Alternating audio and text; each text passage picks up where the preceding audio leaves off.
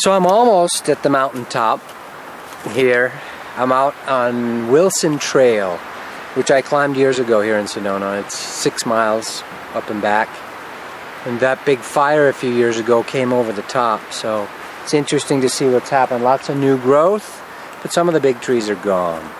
So, inspired today by trying to find a comfortable, because the angle of this slope is about like that, way to stay.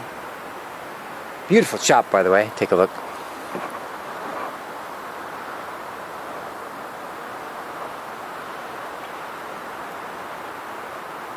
It's a big canyon. It's kind of windy up here today a little bit. So I found kind of a quiet nook. So, sexuality, the big one.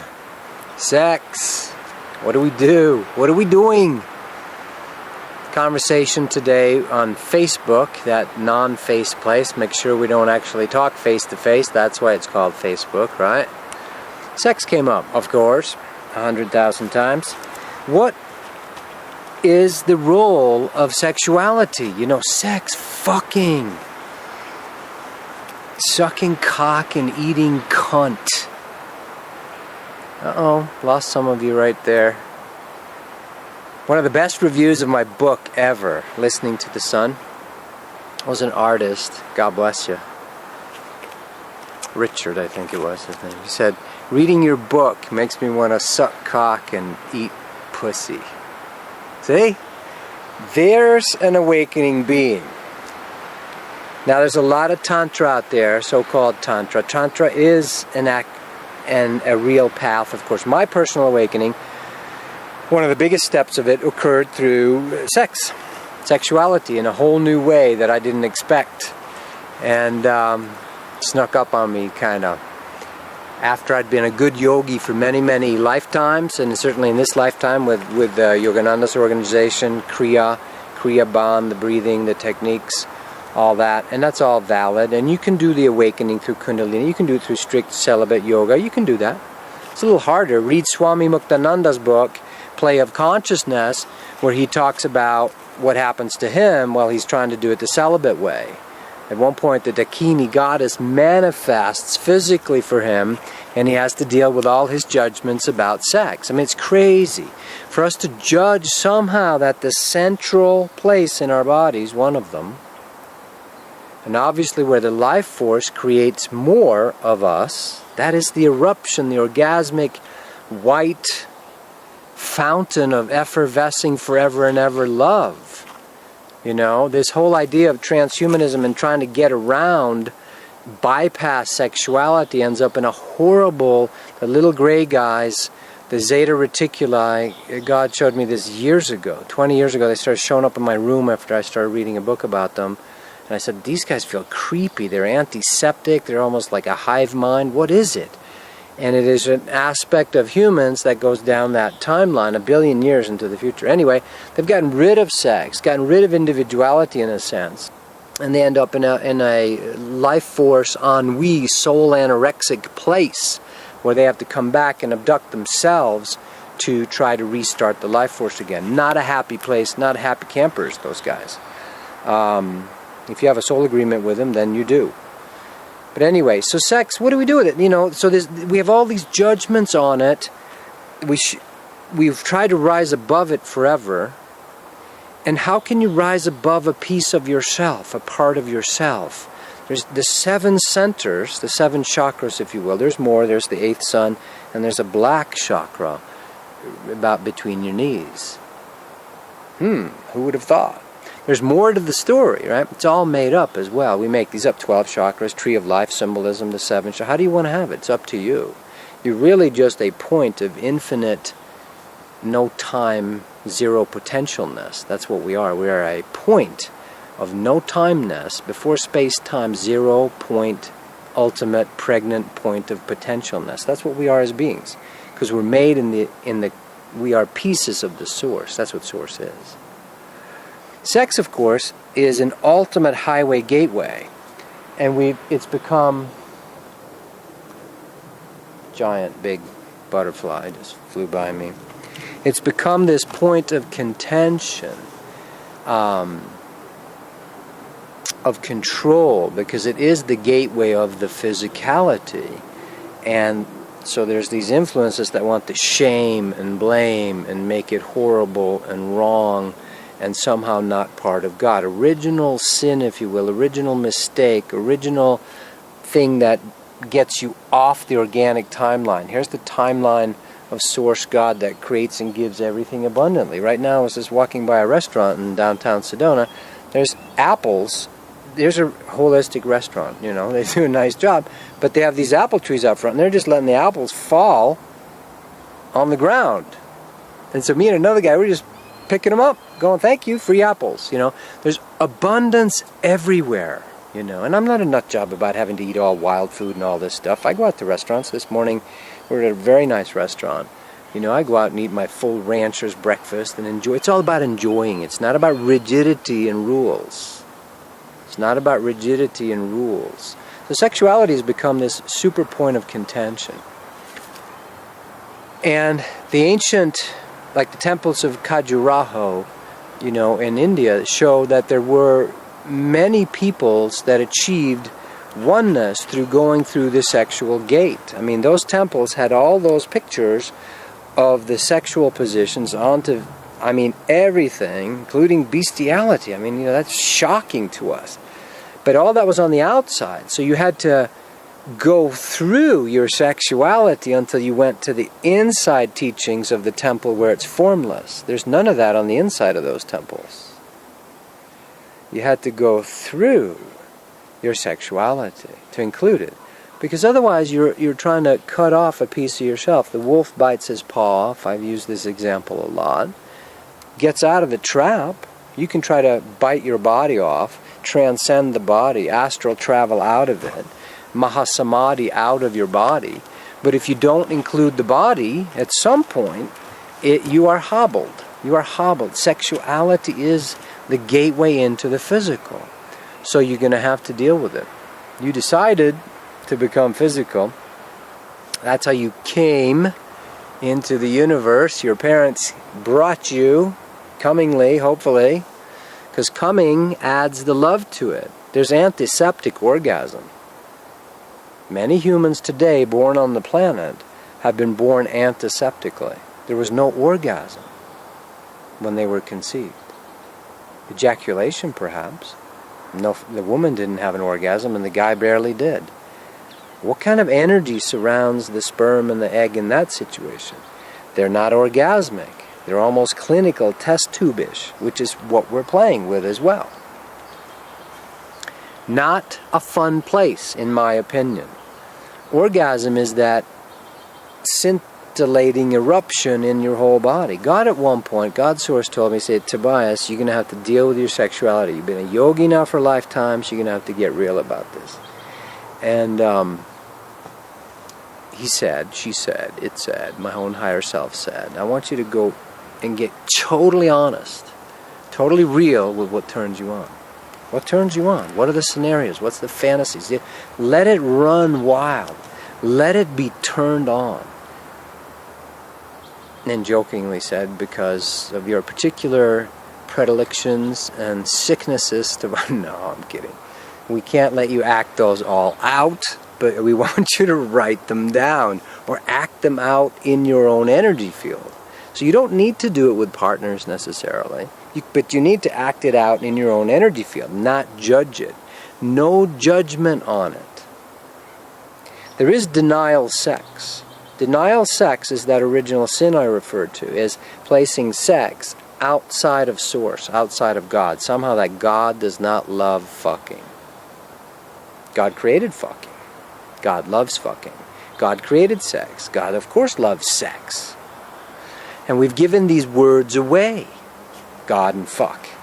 Some people said this is what inspired this, that the word God has been cursed, meaning co-opted, taken over by 5,000 different Christian sects and whatever it is, 500, I don't know how many in the Muslim world, Buddhists against each other. We just ran into some people at the breakfast this morning where they pointed out, no, we're not those kind of Buddhists, we're these kind of Buddhists. The separation of the ego, id entity, the identity, That butterfly literally flew right over 6 inches above the camera. You camera shy? Come on, get on here.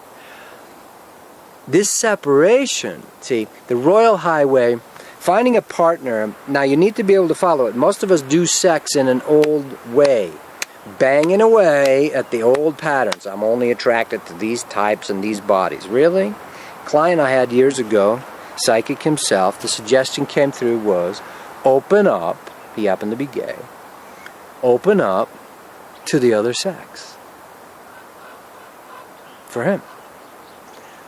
If all is God, if all is source, where are you placing your limitations? Where are you judging this is not? It's in my book, I have a chapter called God is Omnisexual.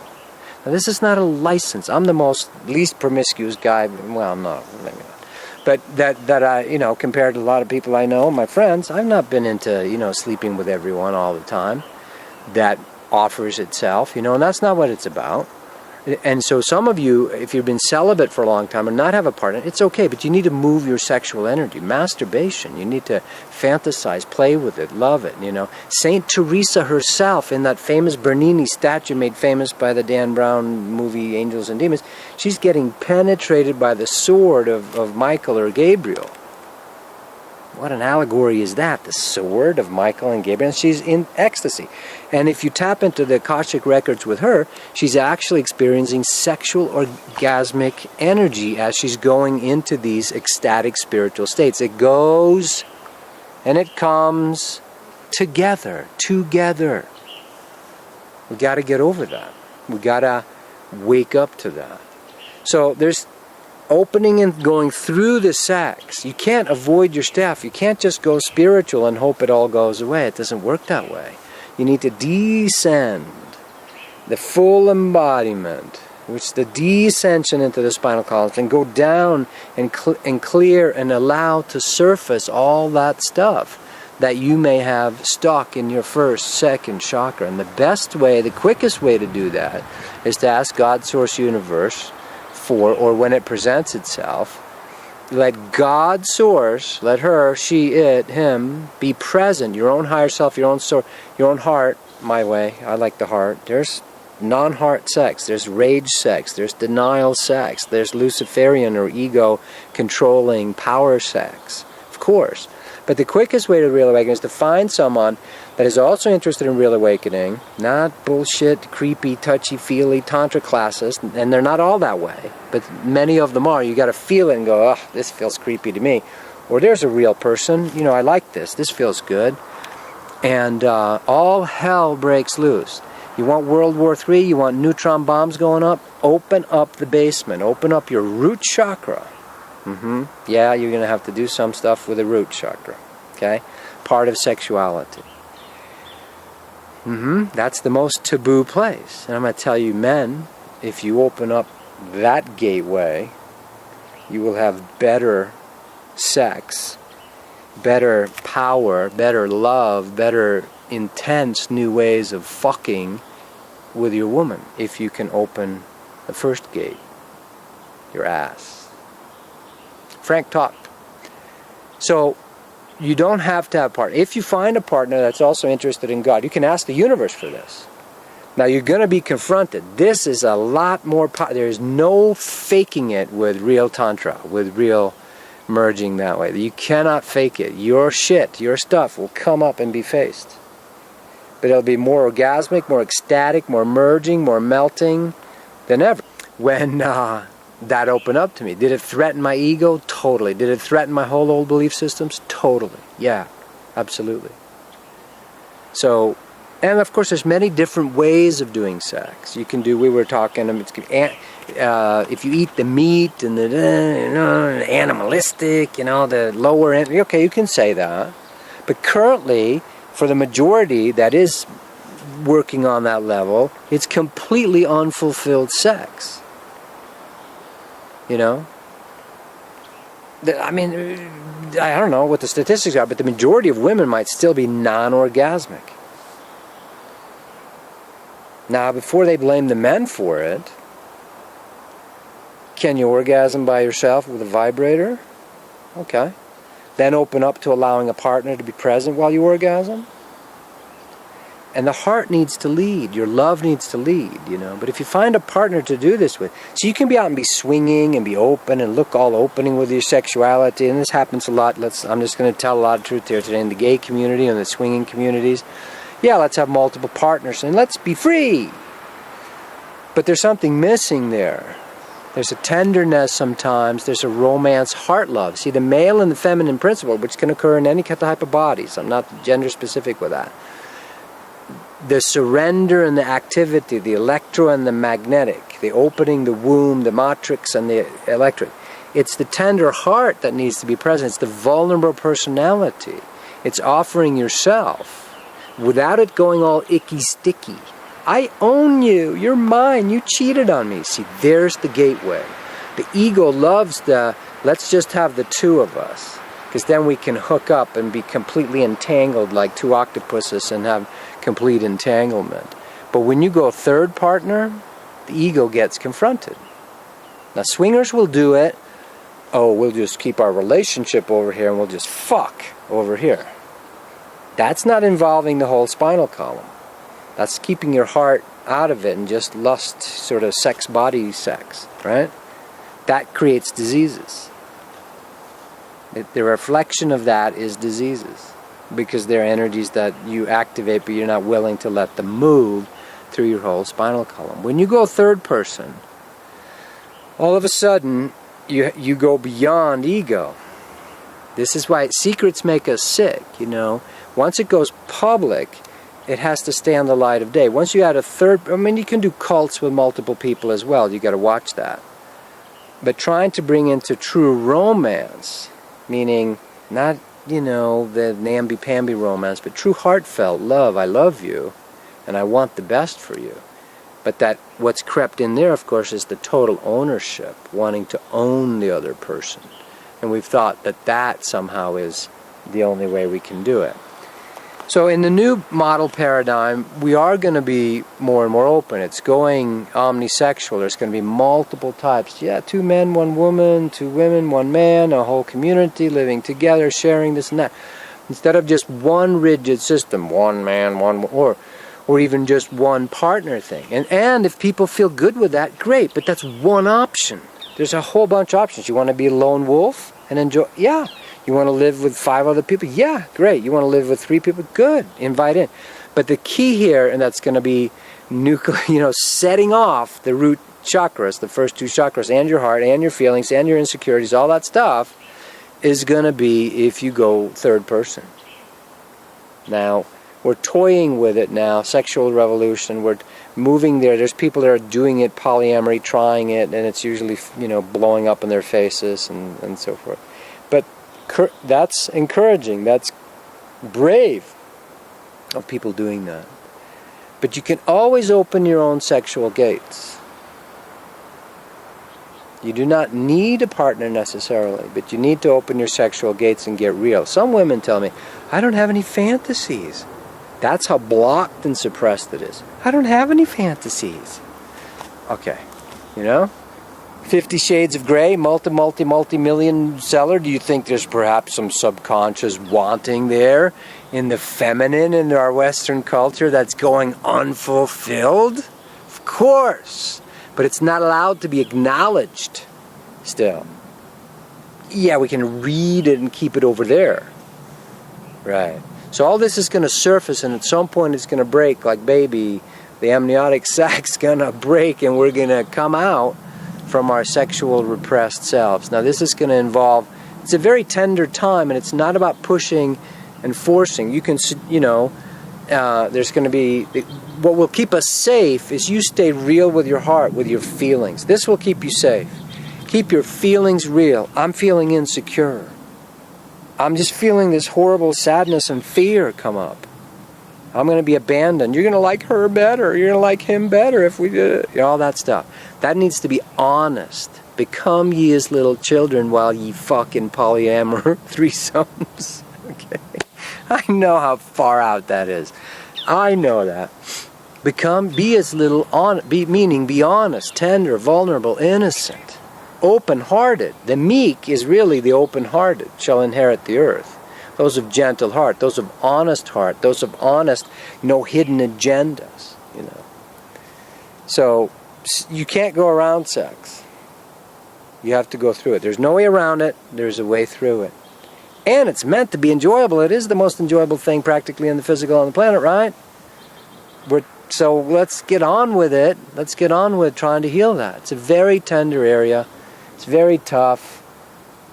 And the safety zone is to involve Source God, your own heart. You know, if you can't imagine Jesus having sex, you've got a lot of spirituality versus sex to heal. He did. He had children. He had multiple partners of both sexes. That's the real deal, the real truth. And that's been so shocking into those that want to program us and keep us stuck in, you know, genital sexuality that is unfulfilling for everybody. So the feminine, the mother, goes wanting all the time. Whole lot of love, thank you, Led Zeppelin. Way down inside, right? Goes unfulfilled. And all kinds of weirdness happens. So, there's no way around it. There is a way through it. Get real with it. Ask God, Source, the universe, for a partner. Ask God, Source, the universe, for partners. Your own self, your own Shiva Shakti, you're your own best partner. It's a huge topic. So I hope that sheds some inner standing. There is no way around it. You're going to have to incorporate and take that with you. It's so deep. Even in ayahuasca ceremonies, the old rigid systems were absolutely no sex while you're doing ayahuasca. We're so up around sex that we can't mix spirit with it. It becomes overwhelming. It is such a backlog of stuck fourth dimension astral demons or entities that we have avoided, our own shadow selves, our own Dr. Jekyll, Mr. Hyde stuff, our subconscious stuff, that in shamanic traditions they have to make abstinence, you know, because we can't handle it yet. But at some point as children we're going to have to grow up as pieces of God and go, we can handle sex in altered states as well. That's where we're headed. Step by step, increment by increment, that what will keep you safe is you being real. Look stupid. I feel insecure. That's hurting me. I can't do that. I'm very scared. I'm feeling really weird. I've had to do this a bunch of times, looking stupid in sexual situations, but this is you taking your own power back. The macho crap, or I can do it, which women and men do. They look like they're really open sexually, but it really means they're really actually closed with their emotions and feelings. It's a tender place. We can do it. For those of you ready to move down this path, you need to do it. There's no way around it. You can keep trying to do relationships the old way, but you're never going to be happy with it. Love and awakening. God loves sex. God created sex. All right.